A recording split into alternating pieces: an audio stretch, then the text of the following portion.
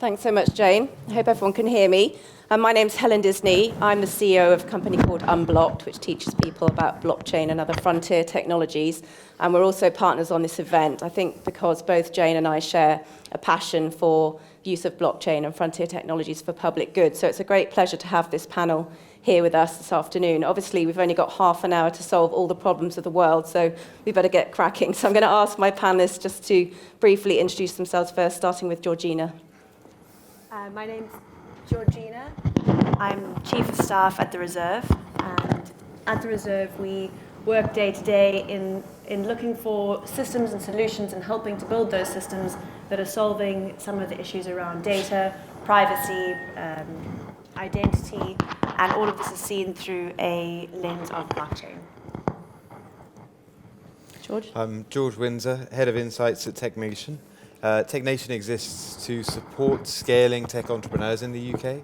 We have learning, online courses. We work with the Home Office to provide the Tier 1 TechNation visa to help highly skilled talent to come to the UK. I head up the Insights part of the department. And then finally, we have growth programs. And our growth programs include, activities from early to late stage companies, as well as sectors like artificial intelligence, cybersecurity, fintech, and a few more to come. Sufi? I'm the co-founder of BizGs. We transform refugees into entrepreneurs using fintech in the developing world. We currently focus on 2 refugee communities. One is in northern Pakistan, the Swat Valley, and one in northern Uganda, the Lera tribes there. Thank you. I guess this panel is broadly about how we can use new technologies in particularly fragile and humanitarian settings. And obviously there's a number of different examples of how that could be used. It could be giving displaced people a digital identity, which many of the people in the world don't have a formal identity today. It could be helping provide healthcare. There's lots of different examples, working with refugees, other things. So I just want to start by asking the panel, maybe we can go back down this way. Obviously you're working with a lot of refugees, people that maybe don't always have access to technology. So where do you see these technologies having the most impact around the world in terms of these humanitarian crises that we're facing? I think technology by itself isn't the solution, it's how you configure technology. That's where the value is. So we focus on human-centric design. So we start with the people, understand what the human needs are, then configure technology for that specific purpose. Now, the advantage of that is that it meets very specific needs for them, but in a very holistic way. And that's, to us, where the value is. And is there a challenge in that? Because a lot of people that you might be working with aren't necessarily familiar with technology. So how do you sort of build systems that are easy for them to use in terms of language or familiarity with the technology? Sure. The 3 areas we focus on is the digital divide, social exclusion premium, and poverty premium. Now, digital divide is where you have below $5 communities, as an example, and they simply just can't afford to access technology. Social exclusion premium is because they've been excluded from society, they lack the social networks to access possibilities. And then finding the poverty premium, this is where the affordability then comes into it again. So that's how we use the base frame to see how we configure technology to help them overcome this and integrate with the supporter base globally. Great. From my perspective, I think, and we've conducted research on this earlier this year, in fact, on tech for social good, and we did that with the UK's Digital Economy Council and the Department for Culture, Media and Sport. And actually we found that some of these profit and purpose-driven companies exist right across the economy. I think we're particularly focused through our growth programs on some of the grand challenges that are articulated in the industrial strategy, so things like mobility, health, and really, given our UK focus, for the time being, we're looking to help these companies make a profound social and economic impact in the UK. Nevertheless, all of these companies that we work with are pretty much born global. And there are lots of companies that we work with that are looking at, for instance, the provenance of aid using distributed ledger technologies, looking at very deep tech, trying to solve, challenges around hospital stays and diagnoses for people using artificial intelligence. To be honest, I think the nature of how these technologies is going to be used will change dramatically over the next few years. And I think what we think today about the impact of these technologies and where we see impact being made is going to blow our minds in a few years' time, particularly, if I were to put a bet on it, in the health tech space. I'm interested in that area as well, and I didn't mention at the beginning, but Jane and I are both involved in a WHO project helping women in fragile humanitarian settings, particularly women and children as well. So it'd be interesting to have a chat about that offline. Georgina, how about you? I think one of the biggest applications, well, we're seeing applications in many different verticals, and a lot of it, or for us, that we focuses on privacy and data being secured in a way that people can then use that and leverage information without, for example, disclosing identities. And there's a lot of power that you can then garner from that can go on to prove, for example, hypotheses, or can be used for research and purposes like that. Also, just taking a step back, I think one of the biggest challenges we have is, for example, with climate change, there are a lot of, particularly blockchain companies we've seen that are working on things that are making people more accountable and inserting accountability into the provenance process, for example, of a piece of clothing that comes from a nation where there's child labor used or malpractices. And basically what blockchain can do is insert accountability and transparency within that system, which is where we're particularly interested as well.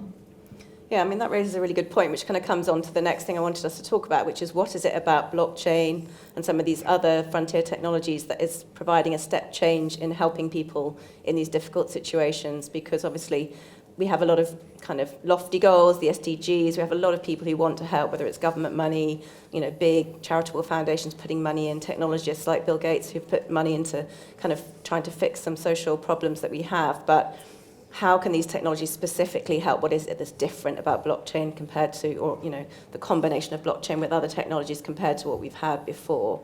I mean, you kind of touched on it already with the trust part, but how is that so important for something like what you're talking about, provenance or data sharing? What is it about blockchain that's special? In our case, we are focused on blockchain-style technology called holochain. Mm-hmm. Now, what makes that special is that it allows the users to own the data. Now, given what's happened with Facebook, that's a very big issue. So once they own the data, they can then, it becomes an asset class for them. They can then rent it, sell it, leverage it in various ways. So that's something that not a lot of the tech systems allow the users to do. So it's giving individuals more empowerment in a way. Yeah. Yes. I mean, coming back to refugees, healthcare could be another example where you could have a portable health record that you could take away if you're in a refugee camp and you're not sort of going back to another country and then having to redo all your tests and all your interventions again. So I don't think that's unique to blockchain, but in terms of it does come down to data ownership. Who owns the data and how does it get recorded and validated?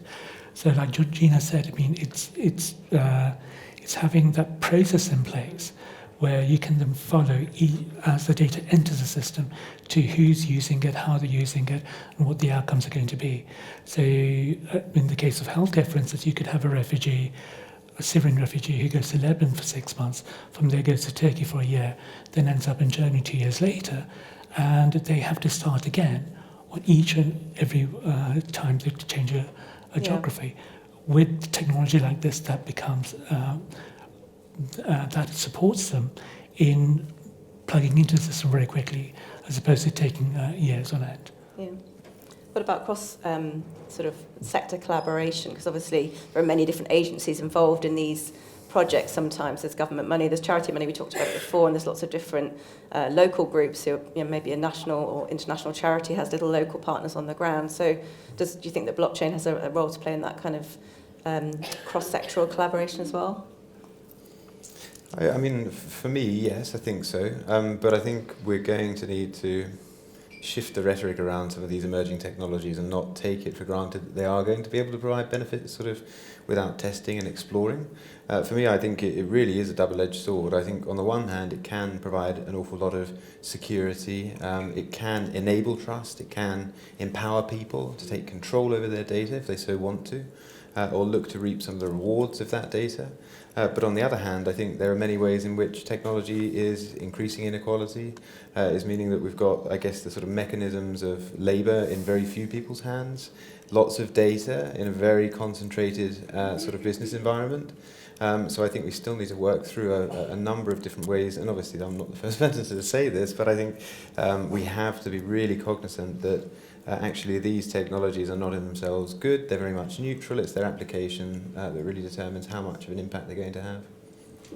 And just picking up on George's point, I think one of the biggest issues we're going to face is this increasing wealth divide, and it has historically been concentrated into the hands of a few people, typically out of Silicon Valley.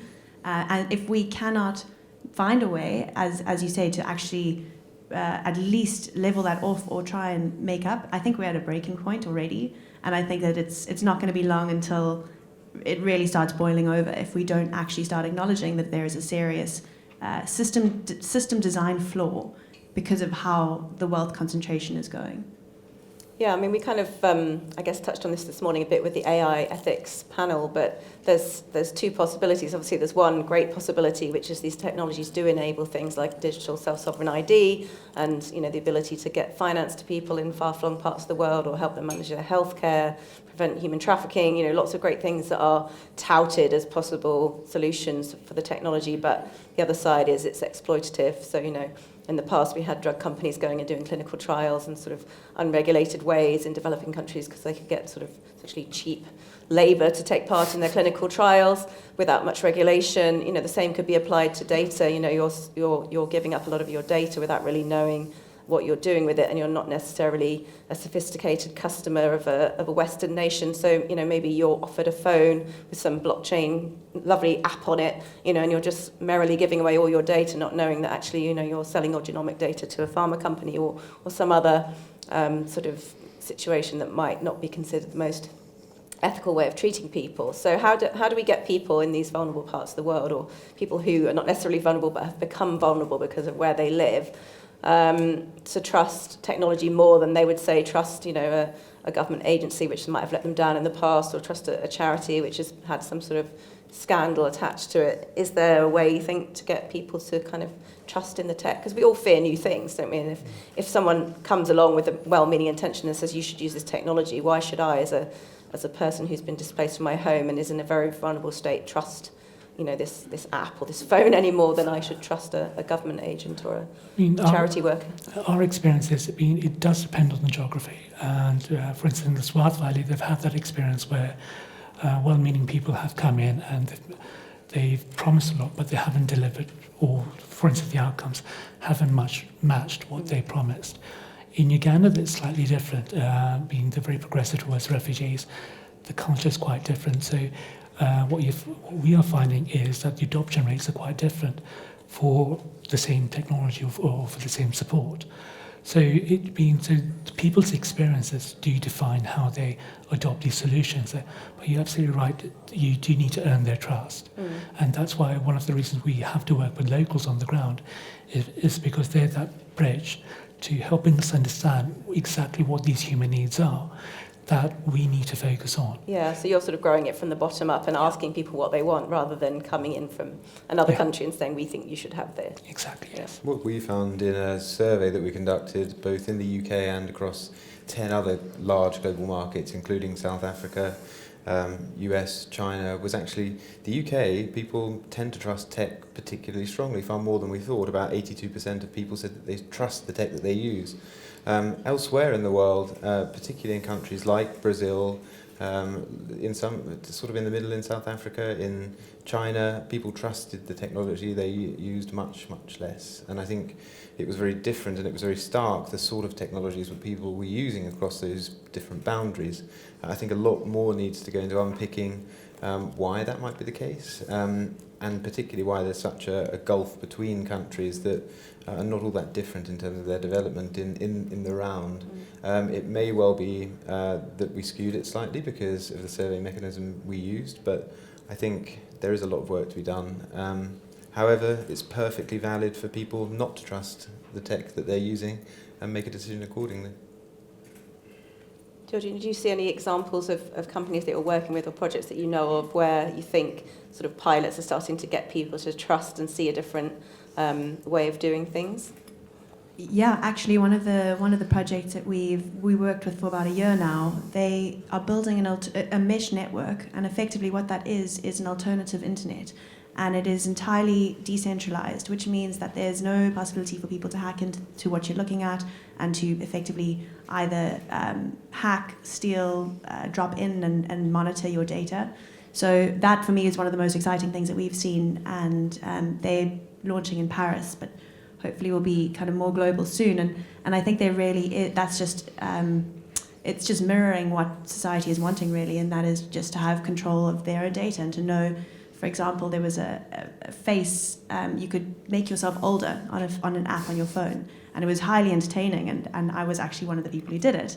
But actually what happened was that all that data is being scraped, and now my face and my identity effectively is on some server somewhere, and I cannot now retract that. So there's some scary implications for actually giving up or relinquishing data, or actually not without even knowing that it's being taken.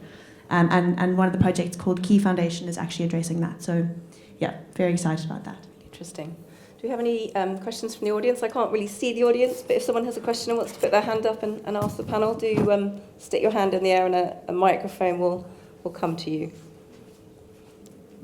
Is there anybody? Hello. Oh, there we are. Sorry, microphone problems. It's me again. Chris Middleton. I'm writing for Diginomica.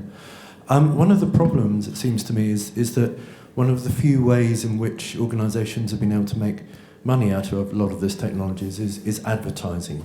So, and it's one of the reasons for all the problems caused by a lot of technologies is that advertising is running underneath so much of it. You know, Facebook, Google, and so on. These are all advertising generating businesses. So perhaps one of the problems is we need to find a way to shift the internet back more towards sharing data and information rather than selling advertising invisibly to people. This is on my mind because the Consumers Association last year did a test on some smart TVs, for example, a technology that we all use, and found that one smart TV was sending information to 700 different IP addresses invisibly in the space of 15 minutes. So all of this is to do with advertising and marketing. So really we need an alternative model that isn't advertising driven and sales driven and so on. So I was wondering if you have any thoughts about that, how we can make that happen. Yeah, I mean, that might be interesting for some of the people on the panel who know a bit about blockchain and cryptocurrency, because there are models where it's about switching the impetus onto the user and maybe rewarding them for giving their data away rather than, you know, advertisers sending information to us to sell things. So do you guys have a comment on that? We are working on something similar where there is a degree of marketing there, but the point of the marketing is to generate products and services for below $5 a day communities who have none of them. For instance, microinsurances, they're not custom designed for the unique needs. You have untold products that they could be using, but no one knows who they are, where they are, what their behavior is to custom design a specific product for them. So in that sense, I mean, we do feel there is that marketing need in the sense that to make the products more customer sensitive, but we're not doing it as a way to simply just sell them products blindly. So there is that issue there. In terms of models, there's a Netflix model where they've taken away advertising, they charge a monthly subscription, and that works fine for all parties. So you have unlimited access to the entire database. You can use it as many times as you want. You just pay a monthly sub. So there are those hybrid kind of models coming through. But I agree in terms of blindly using advertising to sell products that they don't need. Yes, I mean, there are issues there. One of the companies that I find really interesting and that is actually on our mid-stage scaling company called Upscale at the moment is a company called Sweatcoin, where in essence, if you haven't heard about them, you earn Sweatcoins or part of a Sweatcoin by walking. So it's trying to incentivize healthy behaviors, but at the same time it also gives you that payback as an individual in the form of a digital currency. And I think that sort of immediate, more transaction-based activity between a company and a consumer, essentially decreasing inequality of information or pretty opaque transactions that are taking place with consumers and companies is going to be one way in which many of the tech companies that we work with can pull forward into the future, where people are going to be way more sceptical about the data that they're providing for companies. That said, we need to be able to educate people on the data they're providing in the first instance. And again, I'm not the first, and I'm probably not even the last, having said that just 2 seconds ago, to say that, but I think that it really does revolve around how people start to perceive and trust and work with technology from quite a young age. Just to also address the question very directly, I'd love to chat to you afterwards, because that's exactly effectively what this company is doing, is it's all the data effectively is yours. What you choose to do with that then determines whether you get paid back for it or whatever the case may be. So there is, and for example, the hospitality sector absolutely love this model because they operate on discretion. And it's very difficult for them, for example, they can't put Google Homes or Amazon Alexas in their rooms because it can collect their guests' data, and it's a huge problem. Whereas if you have a decentralized system that doesn't actually automatically sell that data off in the back end, then you can actually have a system that operates on a very different model, and you get very different outcomes. Thank you. Yeah, I suppose one of the points about the step change that we discussed, I think the second question I asked the panel was, how is some of this technology different? And one of the ways is that you can actually truly anonymize someone's data, which hasn't really been possible in the past. So you can give your data and you can have a sort of a wall between you and the data you're giving away. So it's not necessarily linked to you as an individual. And that has opened opportunities for all kinds of things, whether it's monetizing the individual, whether it's creating data marketplaces, or making clinical trial data more confidential, or lots of other examples. But that is something that we couldn't really do before, the DLT and blockchain technologies that we have now. So I think it's in the first wave of digital technologies and IT systems, we saw that the impact being made was one around productivity and efficiency. I think where we are now and thinking about technologies like quantum, AI, blockchain, we're really seeing not just efficiency gains, but true value creation as a result of the implementation of these technologies. So it's not just adding bits and pieces here and there, but really changing the nature of what companies can do. Yeah, and also changing the information that we have access to, thinking about healthcare, that a lot of our medical data is based on Western data sets, and if we have the option to get information from people in other parts of the world where there's not much infrastructure, we can also contribute to scientific discovery and find out more about human health than we've ever been able to do before. One of the issues is that a lot of the people are based in an informal economy. So most of the time there is data that is just not being collated, it's not being processed, and institutions don't have access to it. And that's quite a big challenge. So especially in the case of refugees, the average lifespan of refugees is 17 years. However, being a refugee as a status is very temporary. So you have a temporary status for 17 years. And there's no record of employment, there's no record of career development.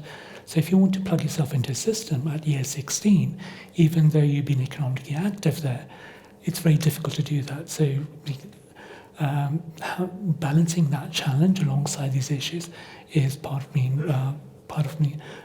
the premium that we bring to the table as entrepreneurs, basically. Yeah, and I guess just to pick up on Jane's point at the beginning, also many of these refugees who do end up in other countries have skills and have experience that gets completely lost because nobody knows that they're a trained doctor, or they've got an academic background as a professor because they've ended up somewhere as a taxi driver, and they just don't have the ability to prove their skills. So that's another area where we could see educational credentialing being a huge thing.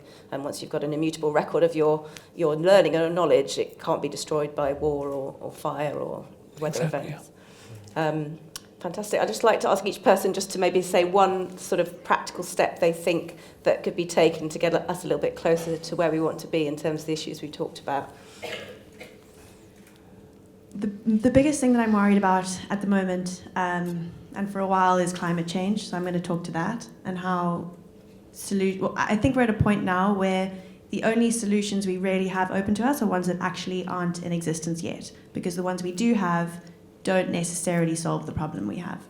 So for me, the biggest thing that we can do is actually pour as much money and capital, be it government money, be it venture capital, into these people, these talented people who are building solutions, and to actually fund this next generation of people who are going to be able to create technology that will be able to fix the problems that we have that are just currently seemingly insurmountable.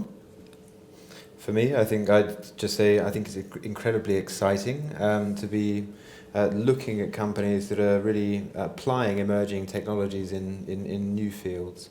And what I'm most excited about is the really deep and pervasive transformation of all parts of the economy by technology. And that's something that we're going to be diving deep into in the Tech Nation report, our annual flagship report this year. So I'd be really interested to talk to anyone afterwards about their experiences and really think about how we can start, in the same way as the Tech for Good research that we've done, to think about that purpose element as companies start to adopt these new technologies. And of course, not ignoring the profit part too, because I think there's a lot to be done to create sustainable, purpose-driven companies. So I'm really excited. I think that it's the first time in human history that we have the potential of making 7 billion people included into the system, where everyone can access education and social welfare of some kind, up to some degree, across the entire world. And I don't think that's ever happened before. Well, thank you for leaving us on a note of optimism. I think there is a huge amount to be optimistic about in terms of these technologies' ability to fix social and economic problems that we've struggled to fix in the past. That's why I got involved in blockchain and frontier tech. And it was my pleasure to meet all of you. Thank you very much for an excellent discussion. Thank you. Thanks. Thank you.